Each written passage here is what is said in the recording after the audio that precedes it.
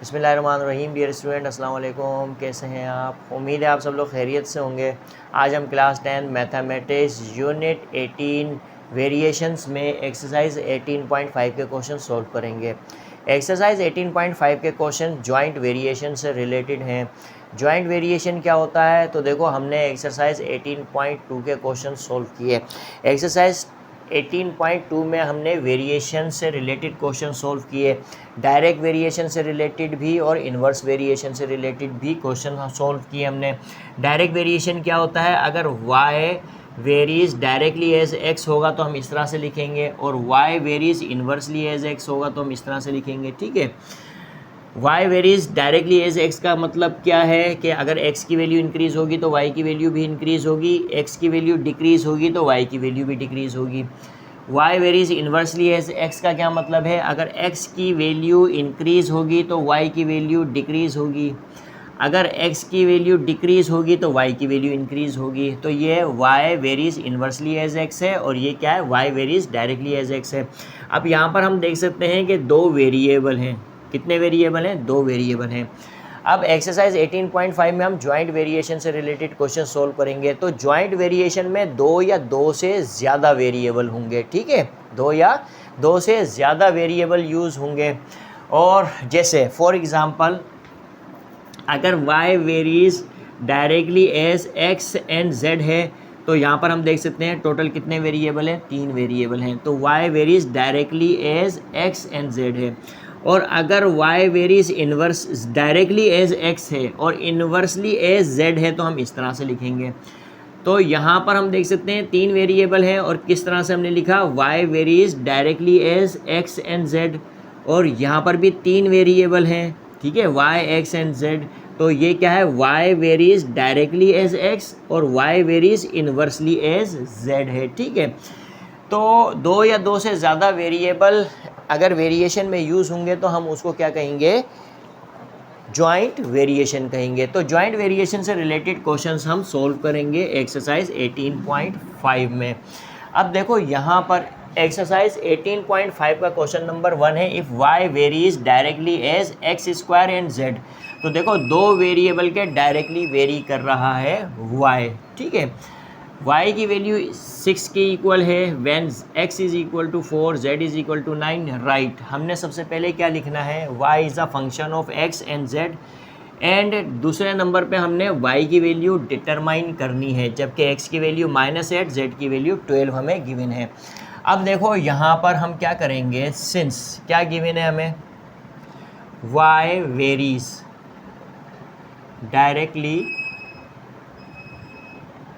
Directly as x square and z। ठीक है, y varies directly as x square and z, यानी कि मैं लिखूंगा y varies directly as x square and z, इस तरह से लिखूंगा। ठीक है, और मैं यहाँ क्या करूँगा? प्रोपोर्शनलिटी के साइन को हटाऊंगा, इक्वलिटी की साइन लगाऊंगा, और यहाँ पर क्या लगाऊंगा? k क्या है? कांस्टेंट ऑफ वेरिएशन है। ठीक है, k into x square into Z, इस तरह से इसको मैं क्या कहूँगा? Equation number 1। अब इस तरह से हम क्वेश्चन सॉल्व कर चुके हैं एक्सरसाइज 18.2 में। बस वहाँ पर दो वेरिएबल थे, यहाँ पर दो से ज़्यादा आपको वेरिएबल मिलेंगे। ओके, अब जो है ये क्या है हमारे पास? इक्वेशन नंबर 1 है। अब मुझे यहाँ से जो है क्या करना है? k की वैल्यू निकालनी है।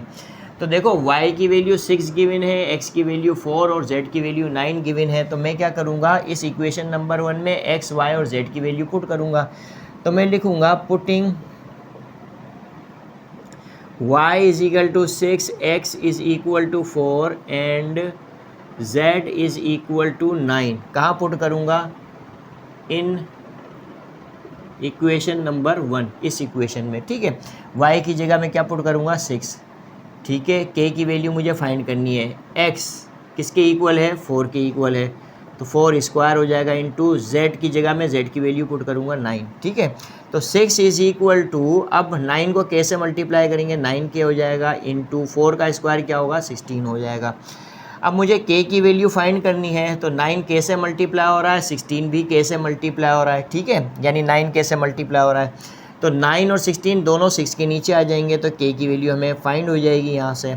ठीक है, तो यानी कि 6/9 इंटू 16 करूँगा मैं। ओके, अब क्या होगा, 6/9 को 16 से मल्टीप्लाई करूँगा तो क्या होगा हमारे पास 144 होगा। अब मैं क्या करूँगा, 6 के टेबल से डिवाइड करूँगा, 6 1 ज़ा 6, 6 2 ज़ा 12 और 6 4 ज़ा 24 हो जाएगा। तो इस तरह से k की वैल्यू क्या आई हमारे पास 1/24। ठीक है, तो ये k की वैल्यू हमें फाइंड होगी। अब देखो मैं क्या करूँगा, putting the value of k, putting the value of k इन 1। देखो इक्वेशन नंबर 1 में मैं k की वैल्यू पुट करूँगा। जब k की वैल्यू पुट करूँगा तो हम इस तरह से क्या लिख पाएंगे, right y is a function of x and z। ठीक है, y जो है x और z का फंक्शन है। किस तरह से, तो देखो मैं क्या करूँगा, इक्वेशन नंबर 1 में k की वैल्यू पुट करूँगा। इक्वेशन नंबर 1 क्या है, y is equal to kx² z है। k की वैल्यू क्या पुट करूँगा मैं 1/24, यानी क्या हो जाएगा x² z/24 हो जाएगा इस तरह से। ठीक है, तो ये हमारे पास क्या है, y is a function of x and z है। इसका मतलब क्या हो गया, क्योंकि y डायरेक्टली प्रोपोर्शनल है x² एंड z के, तो y जो है कि वो क्या है x² z के डायरेक्टली प्रोपोर्शनल है, यानी कि x की और z की वैल्यू इंक्रीज़ होगी तो y की वैल्यू भी इंक्रीज़ होगी। ठीक है, तो ये हमने बता दिया। अब हमें क्या बताना है कि मैं क्या करूँगा, पुट, अब यहाँ पर हमारे पास क्या होगा, देखो अब यहाँ पर ये हमारे पास, इसको मैं इक्वेशन नंबर 2 भी बोल देता हूँ। क्या बोल देता हूँ, दिस इज़ इक्वेशन नंबर 2। ठीक है, अब इस इक्वेशन नंबर 2 में मैं क्या पुट करूँगा, पुटिंग द वैल्यू, क्योंकि मुझे क्या चाहिए, y की वैल्यू फाइंड करनी है यहाँ पर, जबकि x की वैल्यू -8, z की वैल्यू 12 है। Putting the value of x is equal to -8 and z is equal to 12 कहाँ पुट करूँगा, इन इक्वेशन नंबर 2, इस इक्वेशन में। ठीक है, तो मैं क्या करूँगा, यहाँ पर y की वैल्यू मुझे फाइंड करनी है, x की वैल्यू क्या पुट करूँगा -8² हो जाएगा, z की वैल्यू में क्या पुट करूँगा 12 पुट करूँगा। ठीक है, अपॉन, और ये क्या होगा 24 हो जाएगा। 12 1 ज़ा 12, 12 2 ज़ा 24 होगा। y इज इक्वल टू -8 का स्क्वायर क्या होगा 64 होगा, अपॉन 2, 2 1 ज़ा 2, 2 3 ज़ा 6, 2 2 ज़ा 4, तो y की वैल्यू क्या आई हमारे पास 32 आई। ठीक है, और y is a function of x and z, तो हम क्या लिखेंगे, y is a function of x² and z upon 24, इस तरह से लिखेंगे। ठीक है, तो ये हमें जो है कि क्या करना था, ये हमें लिखना था और ये हमें फाइंड करना था, जो हमने कर लिया। इस तरह से हमने एक्सरसाइज 18.5 का क्वेश्चन नंबर 1 सॉल्व कर लिया। ओके डियर स्टूडेंट, अब हम एक्सरसाइज 18.5 का क्वेश्चन नंबर 2 सॉल्व करेंगे, और क्वेश्चन नंबर 2 है, if y varies directly as x and u² and inversely varies as v and t। तो y जो है कि डायरेक्टली वेरीज है as x and u² and inversely varies है एज v एंड t। तो देखो यहाँ पर सबसे पहले तो हमने इक्वेशन नंबर 1 इस्टेब्लिश करनी है। किस तरह से, तो रिमेनिंग क्वेश्चन हम बाद में पढ़ेंगे और समझेंगे। तो देखो यहाँ पर हमारे पास क्या है, since y varies directly as x and u², तो हम इस तरह से लिखेंगे x and u² and inversely varies as v and t, तो मैं इस तरह से लिखूँगा inversely varies and v and t। ठीक है, अच्छा अब जो है कि यहाँ पर हम क्या करेंगे, प्रोपोर्शनलिटी के साइन को हटा के मैं क्या इक्वलिटी की साइन लगाऊंगा, तो मैं किस तरह से लिखूँगा, y is equal to k into x u² upon v into t. इसको मैं क्या कहूँगा, दिस इज़ इक्वेशन नंबर 1। के यहाँ पर क्या है, कांस्टेंट ऑफ वेरिएशन या कांस्टेंट ऑफ प्रोपोर्शनलिटी भी हम बोलते हैं। ठीक है, तो ये हमारे पास क्या है, इक्वेशन नंबर 1। अब देखो हमें जो है क्या करना है, y की वैल्यू 40, x की वैल्यू 8, u की वैल्यू 5, v की वैल्यू 3 एंड t की वैल्यू 2 गिवन है। तो हमने फाइंड करना है, सबसे पहले क्या फाइंड करना है, y in terms of x, u, v and t। किस तरह से, उसके लिए मैं क्या करूँगा, सबसे पहले तो k की वैल्यू फाइंड करूँगा, ठीक है। तो k की वैल्यू किस तरह से फाइंड करूँगा, जब मैं x, u, v, t और y की वैल्यू पुट करूँगा इस इक्वेशन नंबर 1 में। कौन सी वैल्यूज़ पुट करूँगा, y is equal to 40, x is equal to 8, u is equal to 5, v is equal to 3 and t is equal to 2 इस इक्वेशन नंबर 1 में। तो मैं यहाँ लिखूँगा putting y is equal to 40, x is equal to 8, u is equal to 5, v is equal to 3, v is equal to 3 and t is equal to 2। कहाँ put करूँगा, इस equation number 1 में, इन इक्वेशन नंबर 1, ठीक है। तो y की value में क्या पुट करूँगा, 40 इक्वल टू k की वैल्यू हमने फाइंड करनी है, x की वैल्यू में क्या पुट करूँगा, देखो x की वैल्यू क्या हमारे पास 8 है, तो मैं क्या लिखूँगा 8 इस तरह से, इनटू u की वैल्यू में क्या पुट करूँगा 5 का स्क्वायर कर दूँगा क्योंकि u के ऊपर स्क्वायर है, अपॉन v की वैल्यू हम 3 पुट करेंगे इनटू, और t की वैल्यू क्या पुट करूँगा 2 पुट करूँगा, ठीक है। अब देखो यहाँ पर मैं क्या करूँगा, इक्वल टू, सबसे पहले तो मैं क्या करूँगा, इसको इस तरह से लिखूँगा, बल्कि मैं यहाँ लिख लेता हूँ 40 इंटू, अब देखो 3 2 ज़ा क्या होगा 6 यहाँ आएगा, 40 को मल्टीप्लाई करेगा तो 40 इंटू 6 हो जाएगा, या मैं इस तरह से लिख लेता हूँ 6 इंटू 40 इस तरह से, इक्वल टू, अब ये क्या होगा हमारे पास 8k होगा, इंटू 5 का स्क्वायर 25 होता है इस तरह से, ठीक है। अब देखो 25 को मैं 8 से मल्टीप्लाई करूँगा तो मेरे पास क्या आएगा, 6 को सबसे पहले 40 से मल्टीप्लाई करूँगा तो 6 4 ज़ा 24 होगा, इक्वल टू 8 को 25 से मल्टीप्लाई करूँगा तो मेरे पास क्या आएगा 200k हो जाएगा इस तरह से। मुझे k की वैल्यू फाइंड करनी है, तो किस तरह से मैं फाइंड करूँगा, k इज़ इक्वल टू, अब 200k से मल्टीप्लाई हो रहा है, लेफ्ट हैंड साइड पर आकर 240 को डिवाइड करेगा, ठीक है। तो 240 डिवाइडेड बाई क्या होगा 200 हो जाएगा इस तरह से, ठीक है।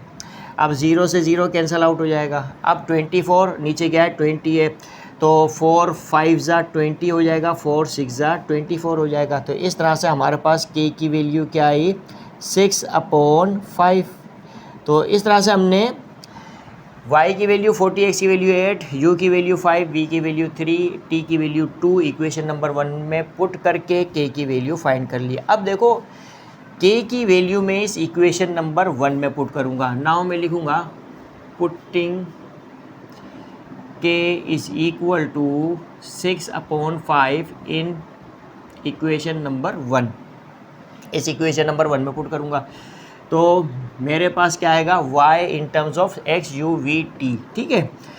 तो अब देखो मैं k की वैल्यू क्या पुट करूँगा 6/5 इस तरह से, 6x u, अब और x u स्क्वायर से मल्टीप्लाई हो जाएगा, और 5 जो है कि v एन टी से मल्टीप्लाई हो जाएगा, तो मैं लिखूँगा 6u square x u square, क्या लिखूँगा x u स्क्वायर, और 5 मल्टीप्लाई हो जाएगा v इंटू टी से, ठीक है इस तरह से। तो ये है हमारे पास इक्वेशन नंबर 2। अब देखो ये जो हमारे पास इक्वेशन नंबर 2 है ये क्या है, y in terms of x u v and t, ठीक है इस तरह से, ओके। अब जो है मैं क्या करूँगा, मुझे y की वैल्यू फाइंड करनी है, जबकि x की वैल्यू -2, u की वैल्यू 4, v की वैल्यू 3 एंड t की वैल्यू -1 गिवन है। तो मैं यहाँ करूँगा क्या लिखूँगा, putting x is equal to -2, u is equal to 4, v is equal to 3, t is equal to -1, कहाँ पुट करूँगा, इन इक्वेशन नंबर 2 में, ठीक है इस इक्वेशन नंबर 2 में पुट करूँगा और y की वैल्यू फाइंड कर दूँगा।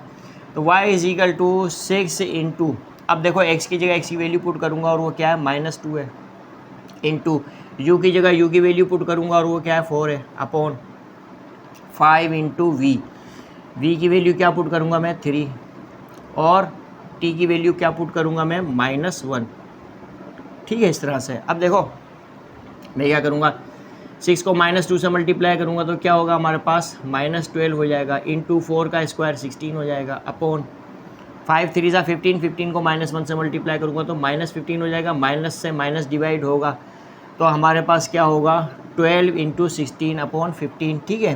तो 12 इंटू 16 अपॉन 15 इस तरह से, ठीक है। अब देखो मैं क्या करूँगा, 3 4 ज़ा 12 एंड 3 5 ज़ा 15 होगा, तो 6 4 ज़ा क्या होगा हमारे पास 64 हो जाएगा अपॉन 5 हो जाएगा। तो इस तरह से हमारे पास y की वैल्यू क्या है 64 अपॉन 5y, और ये क्या है हमारे पास y in terms of x u v n t। तो हमारे पास जो आंसर होगा वो क्या होगा, हमें क्या पूछा गया था y in terms of x u v n t, तो ये हमारे पास क्या है y in terms of x u v n t, and y की वैल्यू हमने फाइंड करनी थी वो हमने कर ली, और वो क्या है हमारे पास 64 अपॉन 5। तो ये हमारे पास आंसर है। इस तरह से हमने एक्सरसाइज 18.5 का क्वेश्चन नंबर 2 सॉल्व कर लिया। अब हम एक्सरसाइज 18.5 का क्वेश्चन नंबर 3 सॉल्व करेंगे। क्वेश्चन नंबर 3 सॉल्व करेंगे। If w varies directly as u square and inversely as cube root of v and w is equal to 216 when u is equal to 6 and v is equal to 27, find the value of w की value find करनी है when u is equal to 10 and v is equal to 125। तो देखो यहाँ पर हमें क्या given है, इस क्वेश्चन में हमें ये गिवन है कि w varies directly as u square.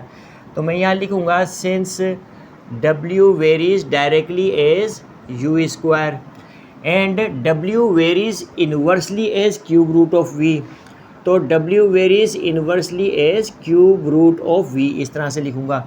अब मैं प्रोपोर्शनलिटी की साइन हटाऊँगा और यहाँ पर क्या लगाऊँगा, इक्वलिटी की साइन। ठीक है, तो मैं क्या लिखूँगा, इक्वलिटी की साइन यहाँ पर मैं लिखूँगा और क्या करूँगा, यहाँ पर k आ जाएगा। k क्या है, कांस्टेंट ऑफ वेरिएशन है, k u स्क्वायर अपॉन, अब क्यूब रूट ऑफ v को मैं v पावर 1/3 इस तरह से भी लिख सकता हूँ, हमें बहुत अच्छी तरह से पता है।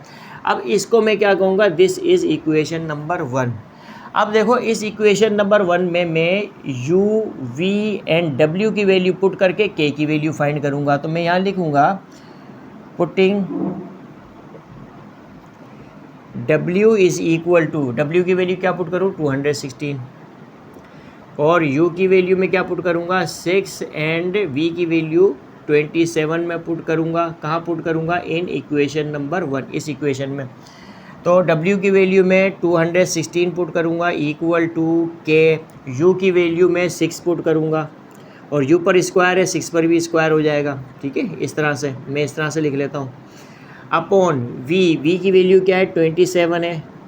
ठीक है, और पावर क्या आएगी 1/3 इस तरह से। अब देखो मैं क्या करूँगा, यहाँ पर लिखूँगा 216 इज़ इक्वल टू 6 का स्क्वायर क्या होगा 36, 36 को कैसे मल्टीप्लाई करूँगा तो 36k हो जाएगा, अपॉन अब 27, हमें पता है कि ये जो 27 है किसके इक्वल होता है 3 इंटू 3 के, यानी 3 के ऊपर पावर 3। तो 27 की जगह क्या लिखूँगा 3 के ऊपर पावर 3, और ये क्या हो जाएगा मल्टीप्लाई हो जाएगा 1/3 से। 3 से 3 जो है कि कैंसिल आउट हो गया। अब जो है हमारे पास क्या होगा 216 is equal to 36k upon 3 हो जाएगा।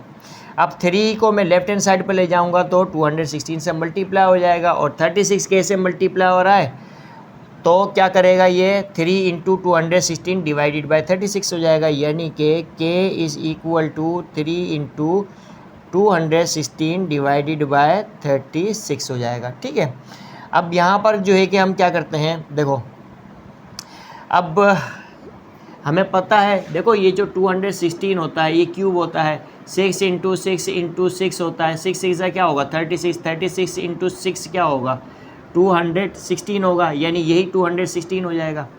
अब 36 को 6 टाइम में लगाऊंगा तो मेरे पास क्या आएगा 216 आ जाएगा। 6 3 क्या होगा 18 हो जाएगा, तो k की वैल्यू क्या आई हमारे पास 18 आ जाएगी इस तरह से। तो इस तरह से हमारे पास k की वैल्यू क्या आई 18 आई। ओके, अब जो है कि k की वैल्यू मैं इक्वेशन नंबर 1 में पुट करूँगा। ठीक है, तो मेरे पास क्या बन जाएगी इक्वेशन नंबर 2। तो मैं यहाँ लिखूँगा now putting k is equal to 18 in equation number 1। इस इक्वेशन नंबर 1 में पुट करूँगा तो मेरे पास इक्वेशन क्या बन जाएगी, k की वैल्यू में 18 पुट करूँगा, 18 u स्क्वायर हो जाएगा अपॉन v पावर 1/3 इस तरह से।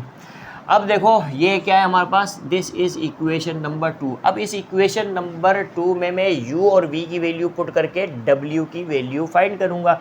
मुझे W की वैल्यू फाइंड करनी है। तो मैं क्या लिखूँगा, पुटिंग U की वैल्यू में क्या पुट करूँ, 10 यहाँ पर हमें गिवन है, और V की वैल्यू 125 में पुट करूँगा। ठीक है, V की वैल्यू 125 पुट करूँगा इस इक्वेशन नंबर 2 में, इन इक्वेशन नंबर 2 में। ठीक है, तो W की वैल्यू मुझे फाइंड हो जाएगी। W is equal to 18 into U की वैल्यू में 10 पुट करूँगा और ये स्क्वायर कर दूँगा। U पर स्क्वायर है तो 10 पर भी क्या हो जाएगा, स्क्वायर हो जाएगा, अपॉन V की वैल्यू 125 होल पावर क्या होगी, 1/3 इस तरह से। ठीक है, होल पावर 1/3 इस तरह से। अब देखो W की वैल्यू हमारे पास क्या आएगी, 18 इंटू 10 का स्क्वायर क्या होगा, 100 होगा, अपॉन अब 125 हमें पता है 125 एक परफेक्ट क्यूब है, यानी कि 5 इंटू 5 इंटू 5 यानी कि 5 के ऊपर पावर 3। ठीक है, तो क्या लिखूँगा, 125 की जगह 5 पावर 3 मल्टीप्लाई हो जाएगा 1/3 से। ठीक है, इस तरह से 3 से 3 डिवाइड हो जाएगा। तो W is equal to 18 into 100 divided by 5 आएगा। 5 को 20 टाइम जो है कि क्या आएगा हमारे पास, 100 आएगा। ठीक है, 5 20 ज़ा 100 हो जाएगा। अब 20 को 18 से मल्टीप्लाई करेंगे तो हमारे पास क्या आएगा, देखो 2 को 18 से मल्टीप्लाई करेंगे तो 36 आ जाएगा और ये 0 आगे आ जाएगा। तो W की वैल्यू हमारे पास क्या आई, 360 आई। तो ये हमारे पास आंसर है। इस तरह से हमने एक्सरसाइज 18.5 का क्वेश्चन नंबर 3 भी सॉल्व कर लिया। तो आई होप कि ये क्वेश्चन आपको समझ में आ रहे होंगे। अब जो है कि हम एक्सरसाइज 18.5 का क्वेश्चन नंबर 4 सॉल्व करेंगे। क्वेश्चन नंबर 4 है, if the time period T of simple pendulum is directly proportional to the square root of its length and inversely proportional to the square root of acceleration due to gravity g. If t is equal to 2 second, length of the simple pendulum is equal to 100 centimeter and acceleration due to gravity यानी g 9.8 metre पर second square, find the time period. तो हमने क्या मालूम करना है, time period मालूम करना है सिंपल पेंडुलम का। व्हेन, कब, जब L जो है यानी length of the simple pendulum 200 centimetre है और एक्सेलरेशन ड्यू टू ग्रेविटी यानी G जो है 7.6 मीटर पर स्क्वायर सेकंड है। 8 पर्टिकुलर हाइट, ख़ास हाइट पर एक्सेलरेशन ड्यू टू ग्रेविटी क्या है, 7.6 मीटर पर स्क्वायर सेकंड है। अब देखो यहाँ पर बुक में यहाँ पर जो length of simple pendulum given है वो क्या है, 200 मीटर गिवन है, जबकि इतनी लंबी लेंथ सिंपल पेंडुलम की नहीं होती। तो यहाँ पर जो लेंथ होगी सिंपल पेंडुलम की वो क्या होगी, 200 सेंटीमीटर। अब 200 सेंटीमीटर को हम मीटर में लिखेंगे, यानी क्या लिखेंगे, 200 सेंटीमीटर को 2 मीटर, एक मीटर में 100 सेंटीमीटर होते हैं तो 200 सेंटीमीटर में कितने मीटर होंगे, 2 मीटर होंगे। ठीक है, इसी तरह से 100 सेंटीमीटर में 1 मीटर होता है। ठीक है, तो यहाँ पर हम लेंथ 1 मीटर लेंगे और यहाँ पर लेंथ 2 मीटर लेंगे, यानी 100 सेंटीमीटर को 1 मीटर लेंगे, 200 सेंटीमीटर को 2 मीटर लेंगे। क्यों लेंगे, क्योंकि एक्सेलरेशन ड्यू टू ग्रेविटी जो हमें गिवन है वो क्या है, मीटर पर स्क्वायर सेकंड है, सेंटीमीटर पर स्क्वायर सेकंड नहीं है, मीटर पर स्क्वायर सेकंड है। यहाँ पर भी 7.6 मीटर पर स्क्वायर सेकंड है। तो लिहाजा हम जो है कि लेंथ ऑफ सिंपल पेंडुलम को मीटर में लेंगे। ठीक है, तो अब देखो यहाँ पर हमें क्या गिवन है, यहाँ मैं लिखूँगा सिंस। अब देखो यहाँ पर जो टाइम पीरियड है वो डायरेक्टली प्रोपोर्शनल है square root of its length, यानी सिंपल पेंडुलम की लेंथ के डायरेक्टली प्रोपोर्शनल है टाइम पीरियड। तो time period varies directly as under root L. ठीक है, यानी square root of length of pendulum, और इन्वर्सली प्रोपोर्शनल है square root of acceleration due to gravity g. Inversely proportional है time period acceleration due to gravity के। ठीक है, अब देखो मैं यहाँ पे क्या करूँगा, प्रोपोर्शनलिटी की साइन को हटाऊँगा और यहाँ पर कांस्टेंट ऑफ वेरिएशन लगाऊँगा, यानी के under root L upon under root g हो जाएगा इस तरह से। ठीक है, तो मैं इस तरह से लिखूँगा। अब यहाँ पर सबसे पहले मैं क्या करूँगा, के की वैल्यू फाइंड करूँगा। सबसे पहले तो मैं इसको इक्वेशन नंबर 1 कहूँगा। अब के की वैल्यू मुझे फाइंड करनी है, किस तरह से फाइंड करूँगा? तो देखो मैं क्या करूँगा, यहाँ पर हमें क्या गिवन है, t इजिकल टू 2 सेकेंड और length of simple pendulum 1 metre के इक्वल गिवन है और acceleration due to gravity 9.8 metre पर स्क्वायर सेकेंड है। तो मैं यहाँ लिखूँगा putting t is equal to 2 second, ठीक है, और length of simple pendulum 1 metre, 100 centimetre नहीं लिखूंगा बल्कि 1 मीटर लिखूंगा, ठीक है, और acceleration due to gravity 9.8 metre पर स्क्वायर सेकेंड, ये हमें गिवन है, ठीक है। अब ये वैल्यूज़ टी, एल और जी की मैं पुट करूँगा इक्वेशन नंबर 1 में और के की वैल्यू फाइंड करूँगा। तो यहाँ पर मैं क्या करता हूँ, के लिखता हूँ इस तरह से। अब देखो अंडर रूट जी टी से मल्टीप्लाई होगा तो टी अंडर रूट जी हो जाएगा इस तरह से, अपॉन, और ये के से मल्टीप्लाई हो रहा है अंडर रूट एल, तो यहाँ पे आके डिवाइड करेगा इसको, ठीक है, इस तरह से, ओके। अब जो है कि मैं क्या करूँगा, जस्ट पुट करूँगा टी की जगह टी की वैल्यू, जी की जगह जी की वैल्यू, एल की जगह एल की वैल्यू, ठीक है। अब टी हमें क्या गिवन है, 2 गिवन है, 2 लिखूँगा, और जी हमें क्या गिवन है 9.8 मीटर पर सेकेंड स्क्वायर, अपॉन, और ये अंडर रूट एल, एल कितना गिवन है हमें 1 मीटर, ठीक है। अब यानी कि हमारे पास जो के की वैल्यू आएगी वो क्या आएगी, देखो अंडर रूट 1 किसके इक्वल होता है, 1 के इक्वल होता है, यानी 2 अंडर रूट 9.8 डिवाइडेड बाय 1 किसके इक्वल होगा, 2 अंडर रूट 9.8 के। तो मैं लिखूँगा 2 अंडर रूट 9.8 इस तरह से। तो ये हमारे पास क्या है, के की वैल्यू है, ओके। अब के की ये जो वैल्यू है मैं इक्वेशन नंबर 1 में पुट करूँगा, तो मैं लिखूँगा यहाँ पे putting k is equal to 2 under root 9.8, ठीक है, कहाँ पुट करूँगा, इन इक्वेशन नंबर 1 में, इस इक्वेशन में। तो मेरे पास ये इक्वेशन क्या बन जाएगी, t is equal to 2 under root 9.8, ठीक है, into L upon under root g, ठीक है, इस तरह से। तो मैं इसको क्या कहूँगा, दिस इज़ इक्वेशन नंबर 2। अब देखो मुझे t की वैल्यू फाइंड करनी है, फाइंड द टाइम पीरियड। तो ये टाइम पीरियड यानी t की वैल्यू फाइंड करनी है। किस तरह से फाइंड करूँगा, हमें जो है कि length of simple pendulum 200 centimetre given है, यानी 2 मीटर गिवन है, ठीक है, कितना गिवन है, 2 मीटर गिवन है, और acceleration due to gravity 7.6 metre पर सेकेंड स्क्वायर गिवन है। तो मैं यहाँ क्या करूँगा, putting L is equal to 200 centimetre, that is equal to 2 metre, ठीक है, and acceleration due to gravity यानी g इज इक्वल टू 7.6, ठीक है, मीटर पर स्क्वायर सेकेंड लिख दूँ, ठीक है। मैं तो क्या लिखूँगा, मीटर पर स्क्वायर सेकेंड लिख देता हूँ, ठीक है। तो मैं क्या करूँगा, सिर्फ वैल्यू को पुट करूँगा यहाँ पर इस इक्वेशन नंबर 2 में। तो मुझे t की वैल्यू चाहिए, तो t is equal to 2 under root 9.8 into length of simple pendulum क्या गिवन है, 2 मीटर है, ठीक है, अपॉन, और g हमें कितना गिवन है 7.6, यानी अंडर रूट 7.6 इस तरह से।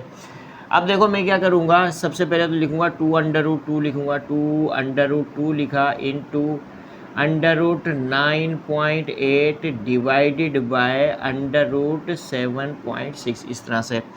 अब देखो मैं क्या करूँगा, यहाँ पर देखो 2 अंडर रूट 2, अब अंडर रूट 2 की वैल्यू क्या है, मैंने ये 2 लिखा, अंडर रूट 2 किसके बराबर है 1.4142, डेसिमल पॉइंट यानी 4 डेसिमल पॉइंट तक लिखूँगा, ठीक है मैं, ओके, इनटू, अब देखो under root 9.8 divided by under root 7.6, तो अंडर रूट 9.8 को अंडर रूट 7.6 से मैं डिवाइड करूँगा, तो मेरे पास क्या आएगा 1.1355 आ जाएगा, क्या आएगा 1.1355 आ जाएगा, ठीक है।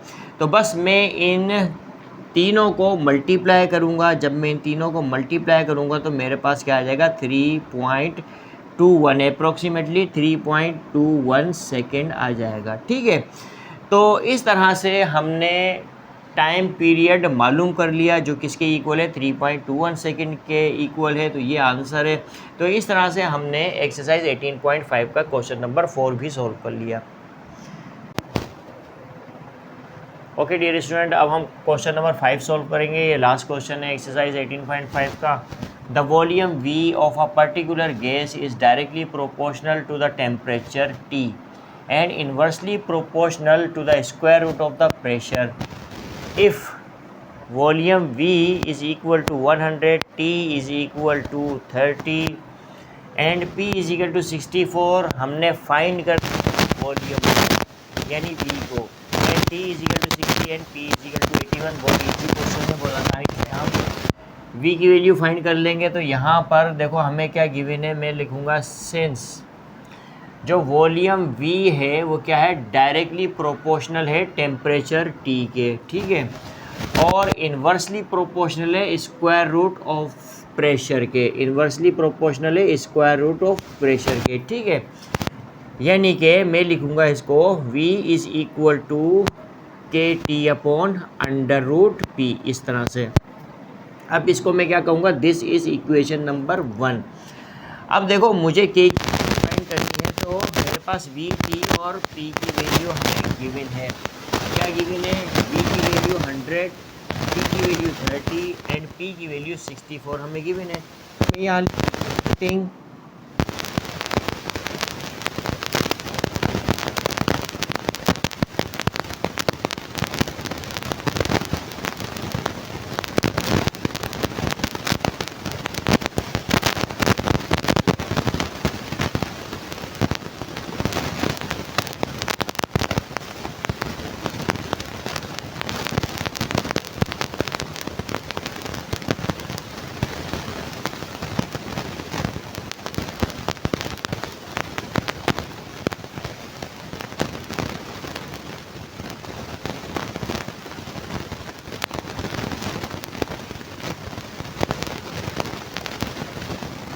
दूंगा।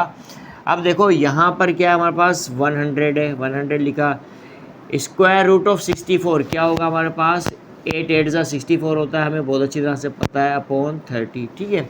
ये 0 से 0 डिवाइड हुआ, 10 को 8 से मल्टीप्लाई करूँगा तो क्या होगा 80, 80 अपॉन 3 होगा। यानी K की वैल्यू क्या आएगी हमारे पास 80 अपॉन 3, इस तरह से। ओके, अब जो है मैं K की वैल्यू 80 अपॉन 3 पुट करूँगा इक्वेशन नंबर 1 में। तो मैं लिखूँगा now putting K is equal to 80 upon 3 in equation number 1। तो V is equal to K की जगह मैं क्या पुट करूँगा 80 अपॉन 3, ठीक है। तो मैं लिखूँगा 80T upon 3 under root P हो जाएगा। इसको मैं क्या कहूँगा इक्वेशन नंबर 2। अब देखो मुझे V की वैल्यू फाइंड करनी है, जबकि T की वैल्यू और P की वैल्यू गिवन है। तो मैं लिखूँगा यहाँ पर putting T is equal to 60 and P is equal to 81 in equation number 2। इस इक्वेशन में P और T की वैल्यू पुट करके मैं V की वैल्यू फाइंड कर दूँगा।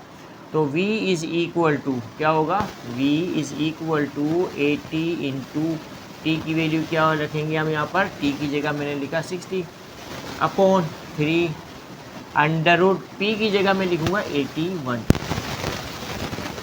अब देखो यहाँ पर मैं क्या करूँगा, 8 6 क्या होगा 48 होता है, ठीक है, और ये 2 0 आगे आ जाएंगे इस तरह से, अपॉन अब 3 इंटू क्या होगा 9 होगा। इसको डिवाइड करता हूँ, 3 1 जा 3 होगा, 3 1 जा 3 और 3 6 जा 18 और ये 0 0 आ जाएगा इस तरह से, ठीक है। तो इस तरह से हमारे पास जो V की वैल्यू आएगी वो क्या आएगी 1600 अपॉन 9 आएगी, ठीक है। अब देखो 1600 को 9 से मैं डिवाइड करूँगा तो मेरे पास क्या आएगा, मेरे पास आएगा 177.777 इस तरह से आते जाएगा। तो मैं क्या करूँगा राउंड ऑफ करूँगा तो मेरे पास यहाँ पे क्या आ जाएगा 177.78। अब बुक में आंसर क्यूबिक यूनिट लिखा हुआ है तो क्यूबिक यूनिट लिख लो, ठीक है, क्यूबिक यूनिट्स।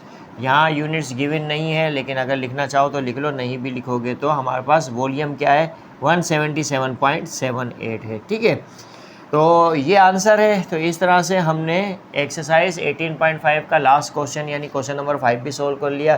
तो आई होप कि ये आपको समझ में आया होगा। अब जो है कि हम रिमेनिंग एक्सरसाइज सोल्व करेंगे वेरिएशंस में।